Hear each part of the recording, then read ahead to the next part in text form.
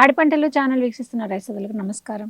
ఈనాటి అభ్యుదయ రైతుల పరిచయ వేదిక కార్యక్రమానికి బాపట్ల జిల్లా మార్టూరు మండలం బొబ్బేపల్లి గ్రామానికి చెందిన అభ్యుదయ రైతు శ్రీ పెంటేల శరత్ బాబు గారు పాడి పంటల ఛానల్ కు విచ్చేశారు. నమస్తే అండి. మీరు శనగ పంటలో మేలైన యాజమాన్య పద్ధతులు పాటిస్తున్నారు, మార్కెటింగ్ లో కూడా మంచి అభివృద్ధి సాధిస్తున్నారు. మీరు ఆచరించే విధానాల గురించి ఛానల్ ద్వారా రైతు సోదరులకు తెలియజేస్తారు. నమస్కారం అండి. నా పేరు శరత్ బాబు. మేము గత కొన్ని సంవత్సరాలుగా ప్రకృతి వ్యవసాయ విధానంలో పలు రకాల పంటలు సాగు చేయడం జరుగుతుంది. దాంట్లో కూరగాయలు, పళ్ళ తోటలు, అలాగే పల్సెస్, అలాగే కొన్ని చిరుధాన్యాలు చేయడం జరుగుతుంది. దాంట్లో భాగంగా ఈరోజు శనగ పంట కూడా సాగు చేయడం జరుగుతుంది. శనగ పంట నవంబర్ డిసెంబర్లో విత్తనం పెట్టడం జరుగుతుంది. అయితే ముందుగా ఈ రకరకాల వాతావరణ పరిస్థితులు, ఈ ఖర్చులు పెరిగిపోవడం వల్ల దుక్కిని ఏ పంట వేయకుండా అలాగే ఉంచేసి పచ్చిరొట్ట ఎరువులతోటి బాగా కలిదున్ని బుక్కి సారవంతం చేసుకొని తర్వాత నవంబర్లో లేదంటే డిసెంబర్లోనో విత్తనానికి వెళ్తున్నాం.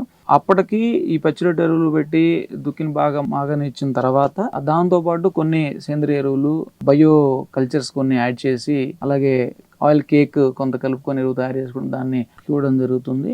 అలాగే శనగ వేసేటప్పుడు సుమారుగా ఎకరానికి ఒక 40 కేజీలు విత్తనాలు, 40 నుంచి 50 కేజీలు మనం పెట్టడం జరుగుతుంది. దీనికి సీడ్ ట్రీట్మెంట్గా మనం ట్రైకోడర్మా విరిడి ఒక రోజు ముందు సుమారుగా ఒక 1/2 కేజీ ట్రైకోడర్మా తీసుకొని నీళ్ళలో కలిపి 40-50 కేజీలు కలుపుకొని శుభ్రంగా ఆరబెట్టుకొని తెల్లారి పొద్దునే కనుక విత్తనం పెట్టుకోగలిగినట్టయితే ట్రాక్టర్ ద్వారా పెట్టుకోవచ్చు, మనకు అనుకూల పరిస్థితులను బట్టి మొలక శాతం బాగుంటుంది. అలాగే ట్రైకోడర్మాతో పాటు రైజోబియం కూడా మిక్స్ చేసినట్టయితే ఈ ప్రత్యేకించి దీంట్లో వచ్చినటువంటి వేరుకాయ దీని నుంచి శనగ ప్రభావం లేకుండా అదొక సమస్య అనమాట. అది లేకుండా మనకి బాగుంటుంది. అలాగే పైపాటుగా శనగకి పెద్దగా పిచికారీలు ఏం అవసరం లేదు. సన్న పురుగు దాని ప్రభావంతో మనము తేలికపాటిగా వేప కషాయం కొట్టినా లేదంటే వేప నూనె కొట్టినా కూడా సరిపోతుంది.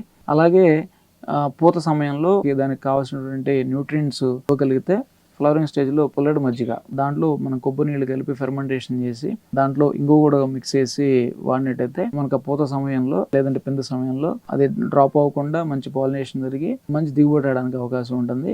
అదే సమయంలో ఒక డోసు పంచగవ్య వాడినట్టయితే మనకి ఇంకొంచెం ఈల్డ్, కాయ సైజు పెరగడం కానివ్వండి, ఇవన్నీ కూడా సూక్ష్మధాతు లోపాలని సవరించి శనగలో మంచి దిగుబడి రావడానికి అవకాశం ఉంటుంది. మేము పండించే ఈ శనగలు మాకున్నటువంటి స్టోర్లోనే శనగలు, శనగపప్పు, శనగపిండి చేసి అమ్మడం జరుగుతుంది. ప్రత్యేకించి మనం ఈ విధంగా చేసాం కదా, బయట దీనికి అధిక రేటుతో కొనుగోలు చేస్తారు అనే పరిస్థితులు ఎక్కడా లేవు.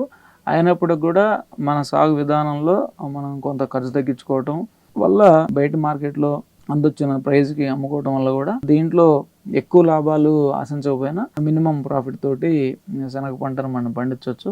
కాబట్టి శనగేసే ప్రతి రైతు కూడా ఈరోజు అదే పంట రిపీటెడ్గా చేయటం వల్ల భూమి పోషక లోపాలు చాలా జరుగుతున్నాయి.